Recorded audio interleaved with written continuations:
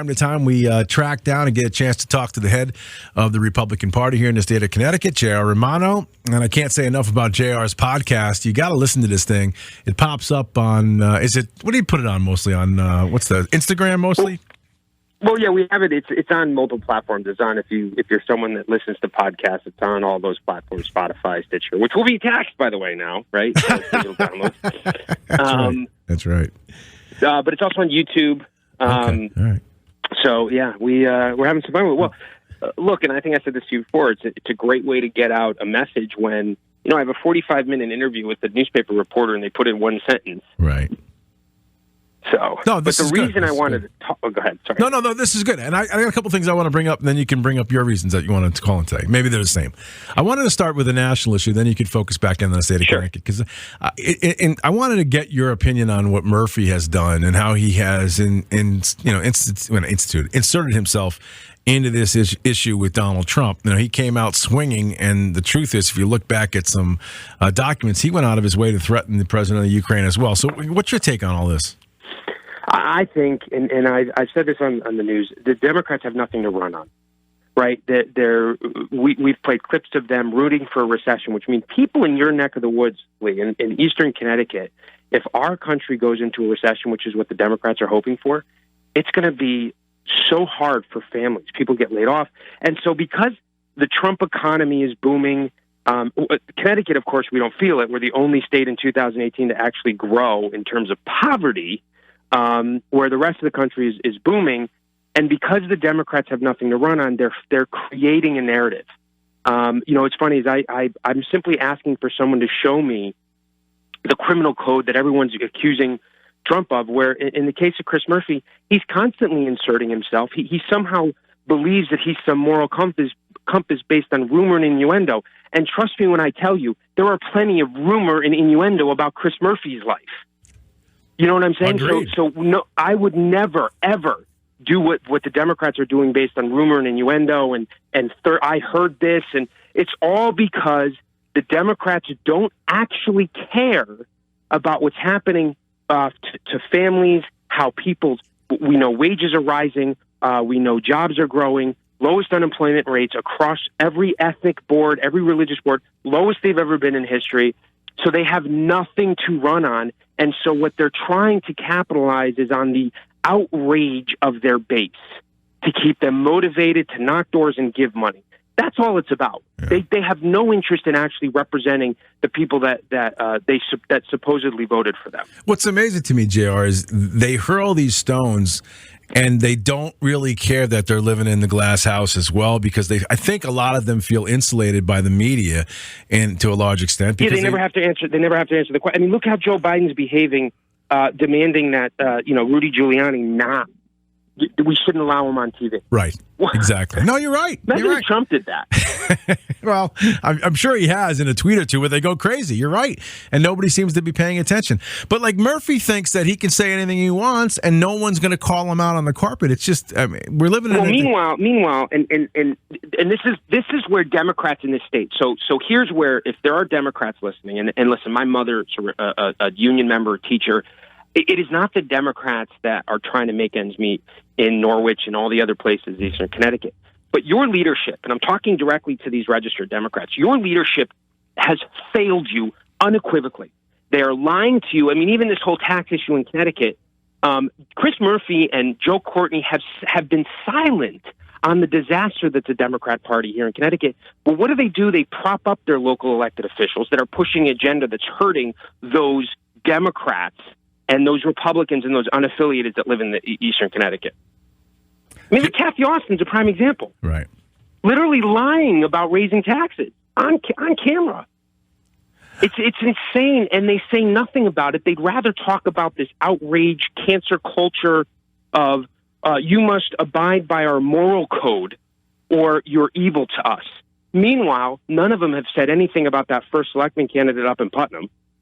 That's my favorite, right, where he was handwriting these very awkward notes to a female staff offer. Well, that's the thing. And they haven't said a word. Yeah, well, they have this moral high ground, but the truth is, when you peel away all these layers, they're the worst of the worst. I mean, moral high ground, the left has a moral high ground, and they're out there killing babies in the 8th month. That's not moral. I mean, it's the exact opposite. Anyway, let's jump to some of the actual taxes that we can look forward to today. A couple things, like you said, digital downloads, some other things. Give me a rundown. But here's where I think it's very important, and I understand the way that the media is presenting it because it's the way that the Democrats in the state has released it to them.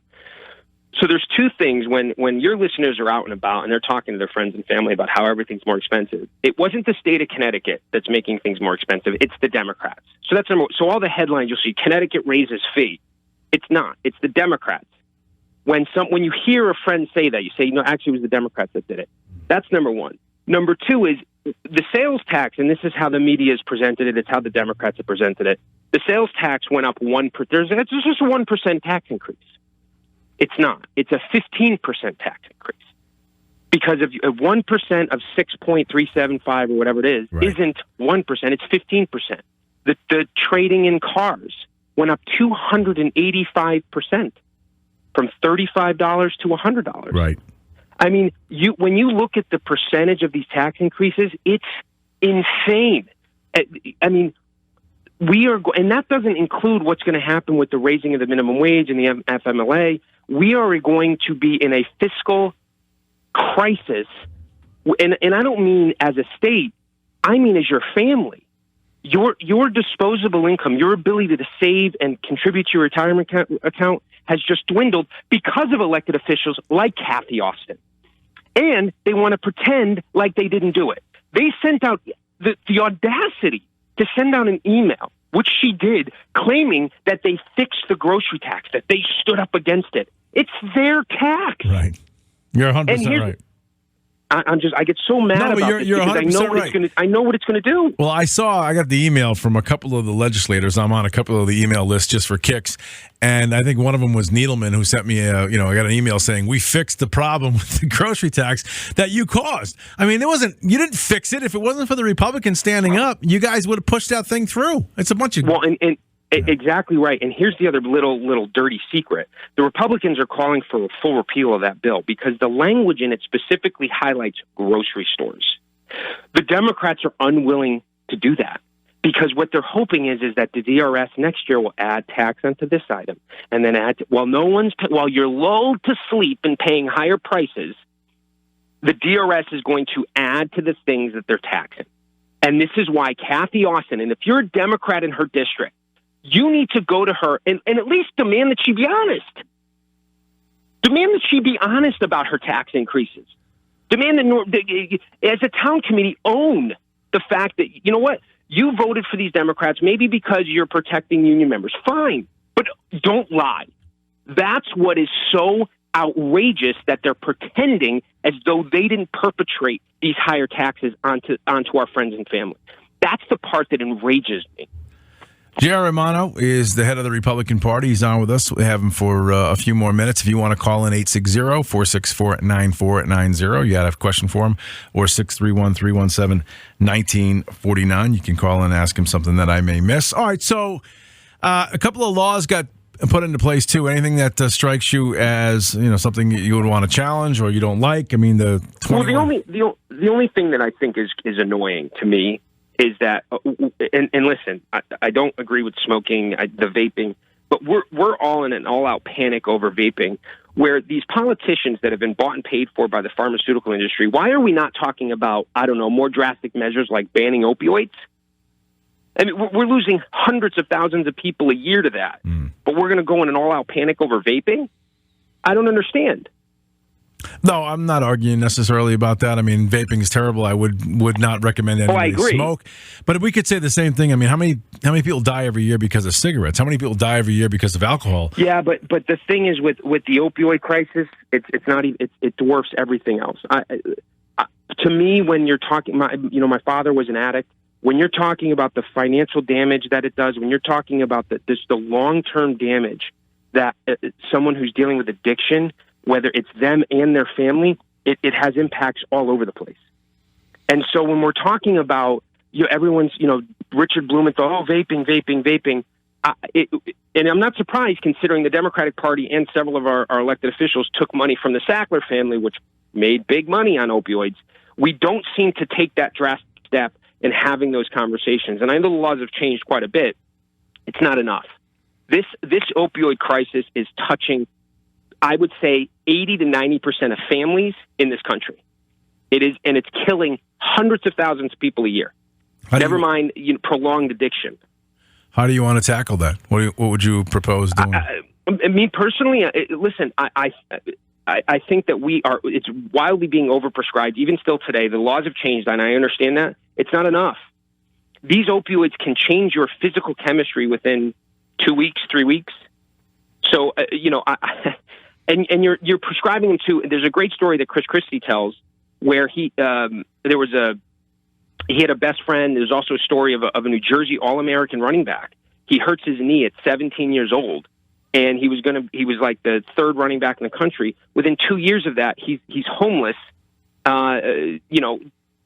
Basically living on the streets as a heroin addict, right? Because he got those are the scariest. Here's someone with this bright future, college scholarship, and within 2 years, he's living on the streets, robbing people, and potentially looking at an overdose.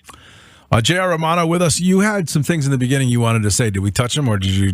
Yeah, no. I just wanted to highlight to everyone that it's not a 1% tax increase. It's not like it's a $35. It's a 15% sales tax increase. It's I think for the digital downloads, it's a 630% increase. The trade-in fee is an increase of 208. It is not just this much money. Right. That's the important part when we're messaging this stuff. Right. Yeah, and it's really well said, because people think, it's just 1%. You're right. You're exactly right. It's really not. It's a drastic increase from what you were paying right now to what you. That's what the Democrats want. Well, it's just 1%. It's not. Right. That's why that messaging is very important. All right, so they got to go back. It's got to be a special session for bonding, right? So they got to get back in there. When do you expect this to happen, and what do you expect to happen from there? Well, I think the bonding is an interesting question, because the Republicans were trying to, so we don't have tolls, do a prioritized progress. But Democrats, and here's where I do have to give Nettlemont some credit. He stopped some of the frivolous stuff. But, I don't know that the Democrats are going to cease their appetite for bonding so that they can give their special interest little pet projects here and there. Nettlemont has not shown great strength in adversity. I'm reminded of the restaurant bill, where you had a bill that passed bipartisan. Almost 100% of the Republicans and Democrats voted to repeal something that they awkwardly wrote in a law. And Nettlemont vetoed that because a group of union members came in and said, no, veto it. So it'll be interesting to see how much they borrow and, what they're going to do. I will say this, Lee, and I don't know if any of your listeners have this feeling, this bag tax. So there's this moment every time I get asked for a bag, I in this defiant way, I say no. Right. Like, I'm winning today. Right. And then I scoop my items up in my arms like I'm robbing the joint. It's exciting. And I run out of the store because I am not going to let the state take another nickel from me if I have that choice. I think a lot of people are exactly the same way. I've said this before, and I've been paying somewhat attention. I have not seen anybody buy a bag. And maybe I've been to the store a dozen times since this has started.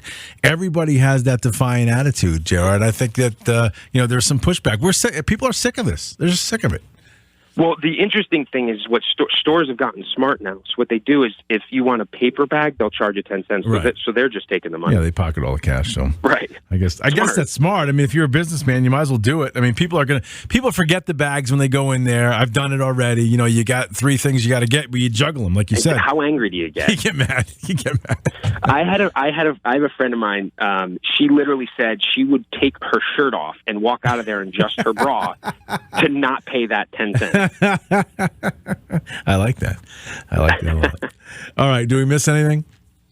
I don't think so. All right. Well, keep up the good work. Where can people listen to the podcast again? Tell everybody. It's on YouTube. It's on Stitcher. It's on Spotify. It's on iTunes. It's on YouTube. Just if you put in my name, it'll come up. And I appreciate the opportunity as always. Oh, we'll do it anytime. Just reach out. We'll put you on. It's always good talking to you, J.R. Romano. Right. Thank you, bud. Thanks, we'll talk to you down the road. Okay.